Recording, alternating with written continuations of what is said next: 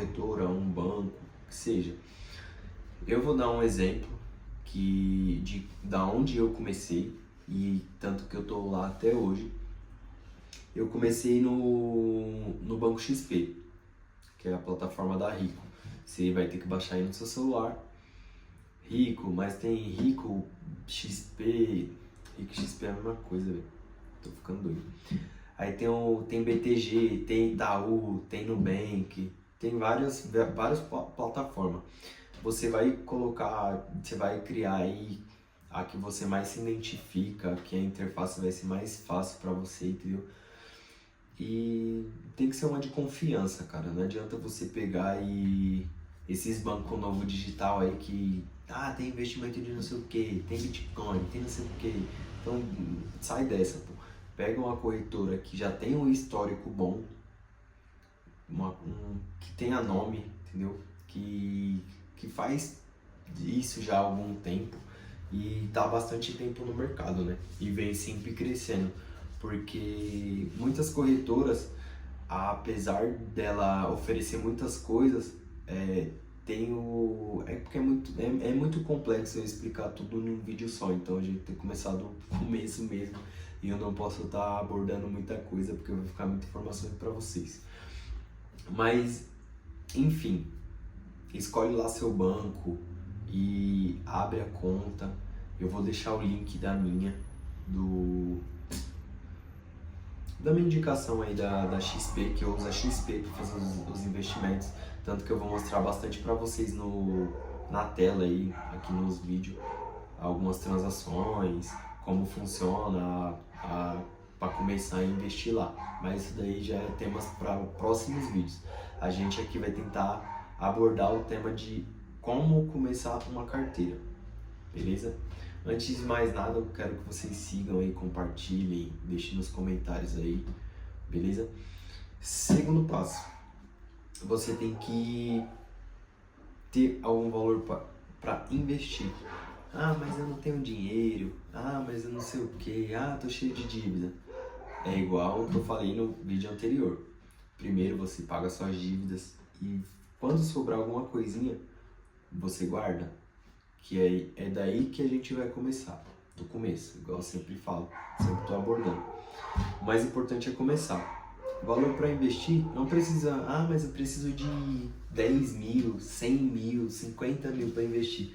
Para com isso, que isso daí é furada.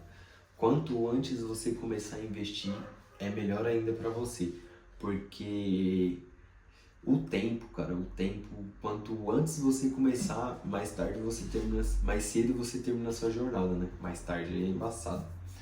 Então, fica a dica. Arruma um valorzinho para investir. Depois que você pagou sua dívida, tudo certinho, igual eu abordei no vídeo anterior, certo? E, por exemplo, deixa eu me correndo.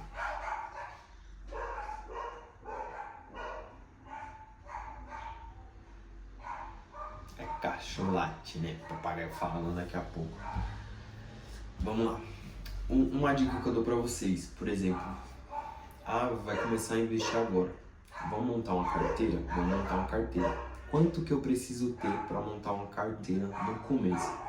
Cara, sinceramente, não precisa de muito. O importante é você começar mesmo. Nem que seja com 5, 10 reais, você comece com um ativo ali, só para você começar mesmo. Mas se você já for uma pessoa que tem um dinheirinho guardado, por exemplo, tem uns R$1.000 para investir, cara, já tá ótimo, já tá muito bom. Você já tá acima da média mesmo. Só por você já ter começado a investir, você já tá entre os 10% dos brasileiros que investem. E não é nem 10% do brasileiro que investe, viu? Então você já tá meio que acima da média. Então tem R$1.000 lá, beleza, escolhi minha corretora. Como que eu vou montar minha carteira? Sua carteira você vai montar da seguinte forma. Você não pode colocar tudo isso em um ativo só. Mas isso daí eu vou explicar. Não sei se eu vou conseguir explicar nesse vídeo. Beleza?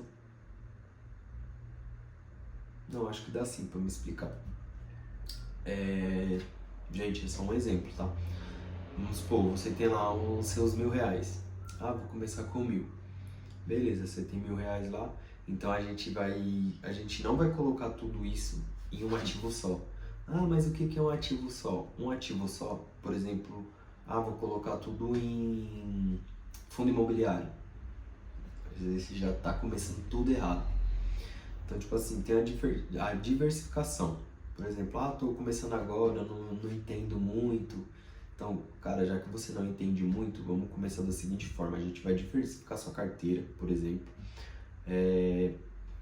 Vamos colocar 4 ativos aí, que eu acho que é um percentual bom para diversificação.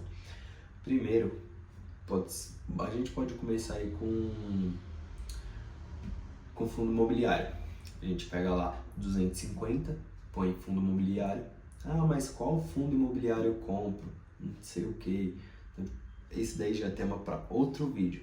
Como vocês são iniciantes, o que eu aconselho a vocês é comprar ETF.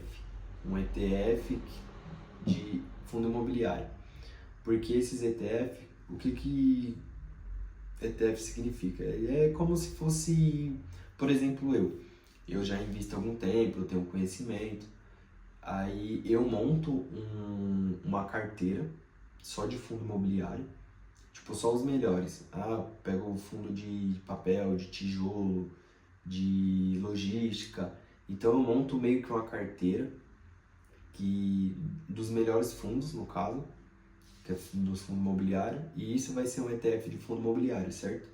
Então, já que você não sabe qual ativo ainda, você não estudou, você não pesquisou o que cada ativo é, então vamos começar nos ETF, que é mais fácil.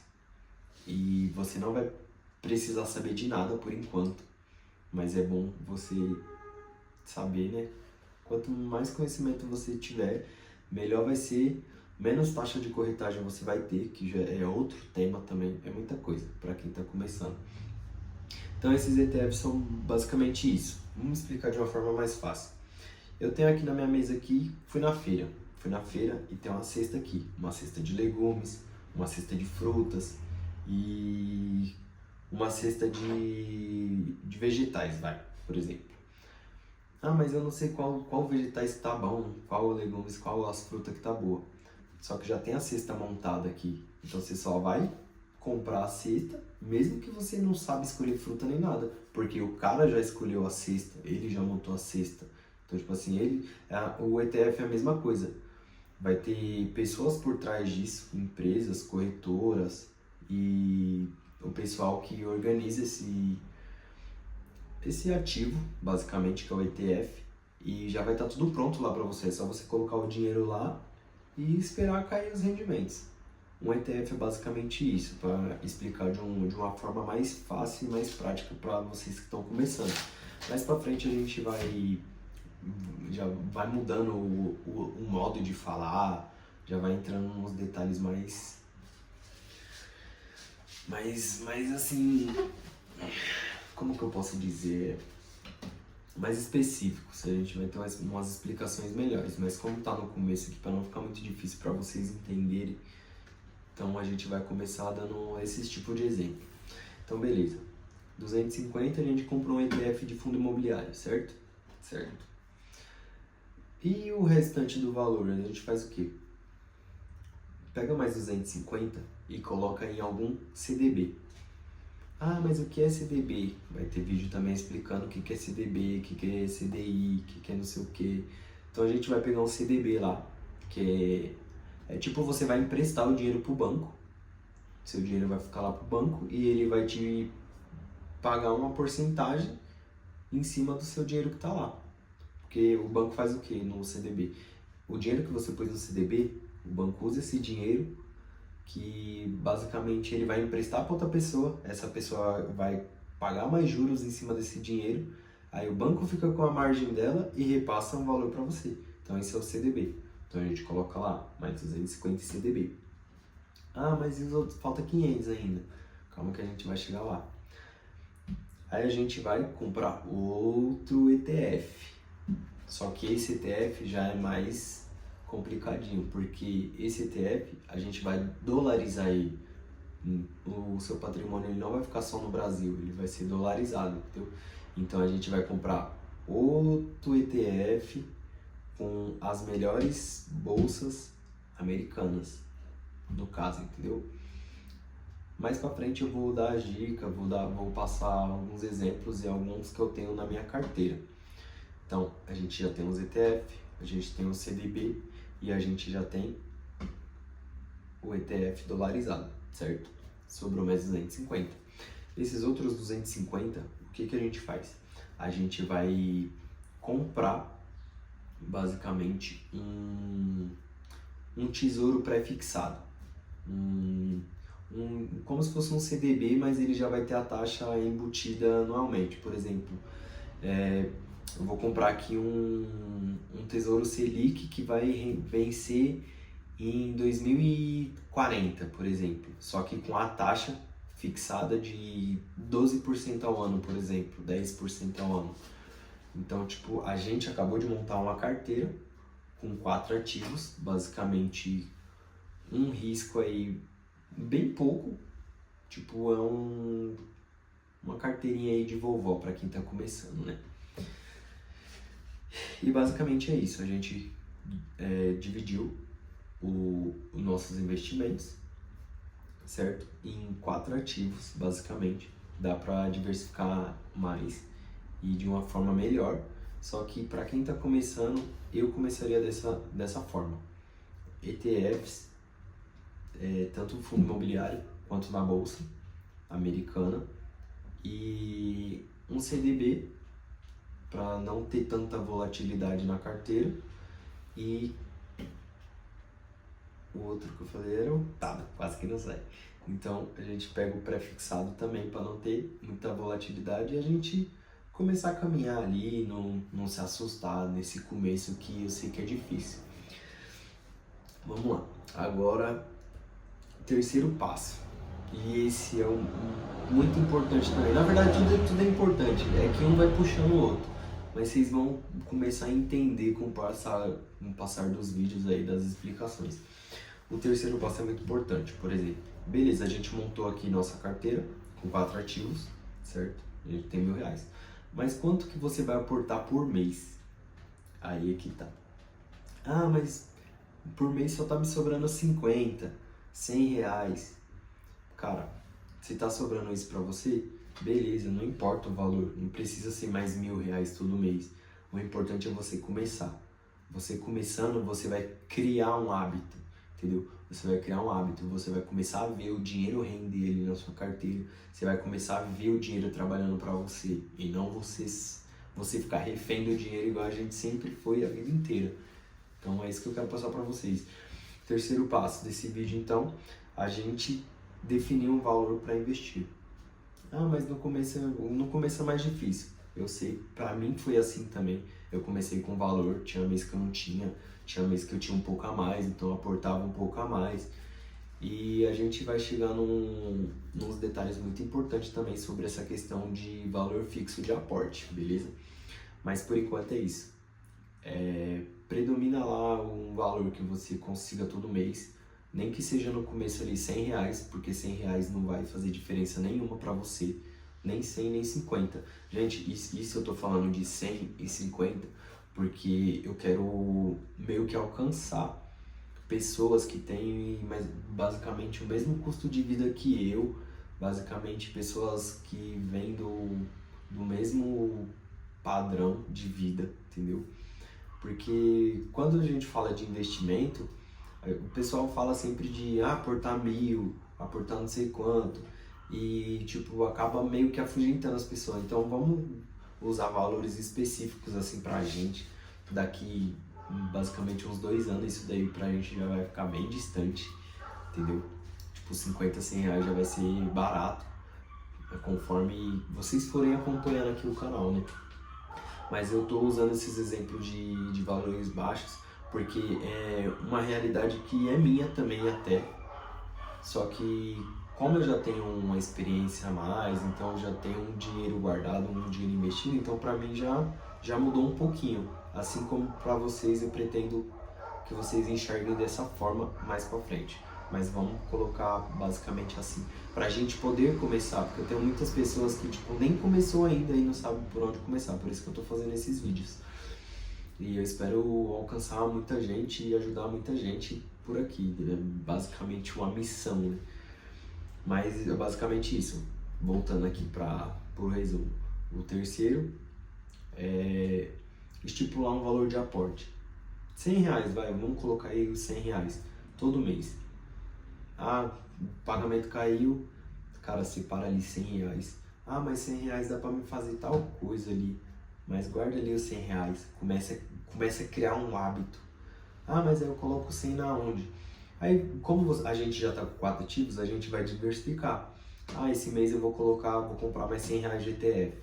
Ah, outro mês eu coloco em CDB. Ah, no outro mês eu coloco no ETF americano e assim por diante. Só que sempre coloca o dinheiro. Ah, mas sobrou mais. Melhor ainda, quanto mais sobrar, mais você coloca.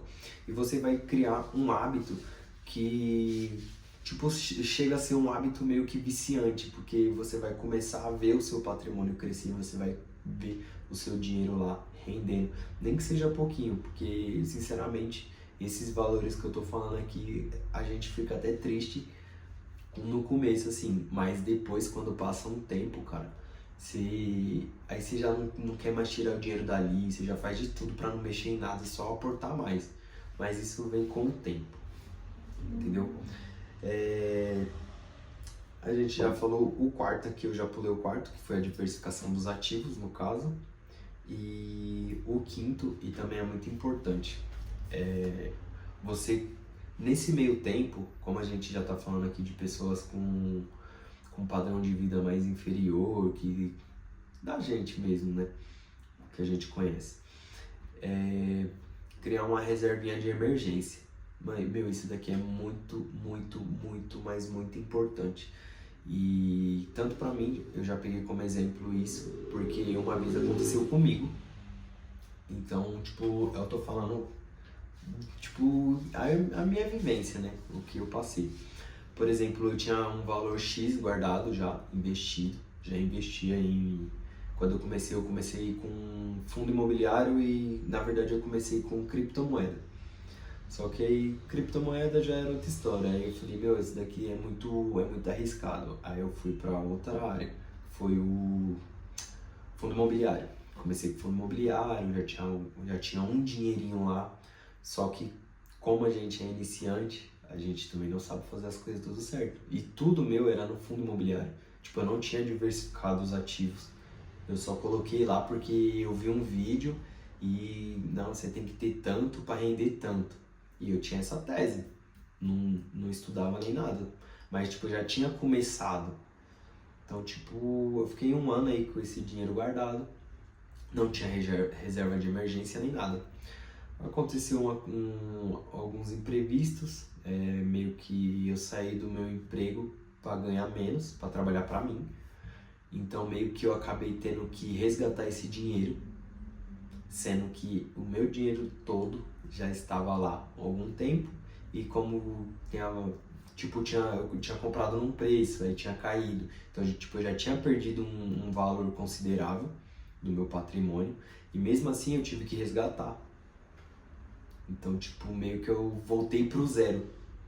Tipo, eu tinha um valor ali que eu já estava guardando mais de um ano e meio basicamente, e aconteceu isso e eu precisei resgatar esse dinheiro, porque eu não podia entrar em dívida, fazer um empréstimo para não poder mexer lá, porque isso também é besteira.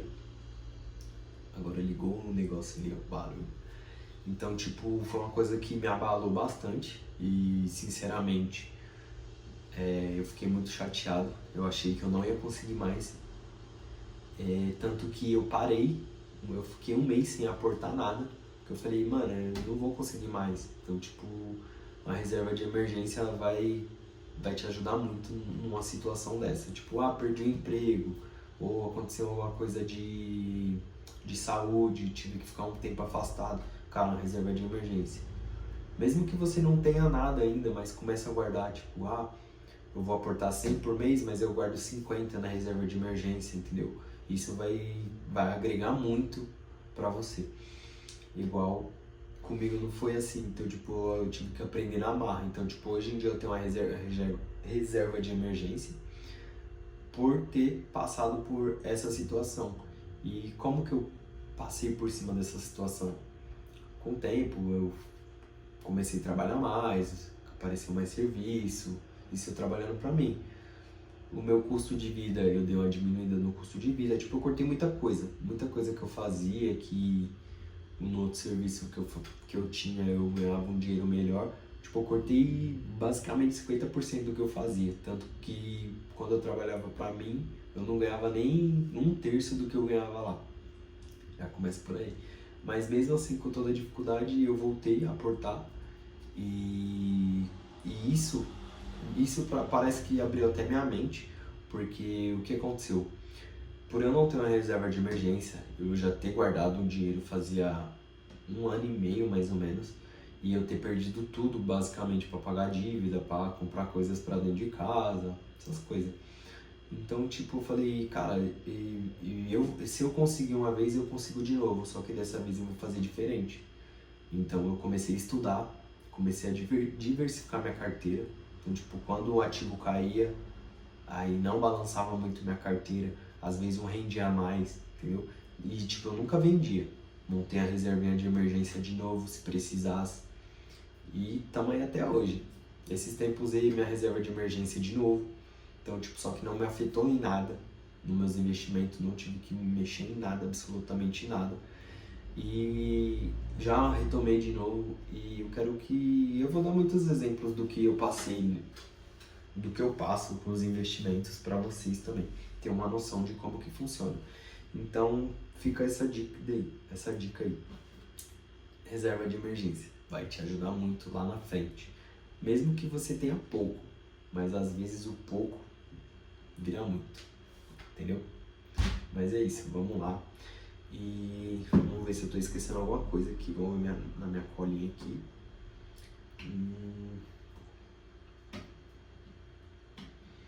Pessoal, basicamente isso. É só manter a consistência nos aportes mensais, todo mês. Põe 100, põe 100, põe 100. Durante um ano, você não vai ver diferença nenhuma. Porque, tipo, você vai receber muito pouco. Só que é conforme os anos vai passando.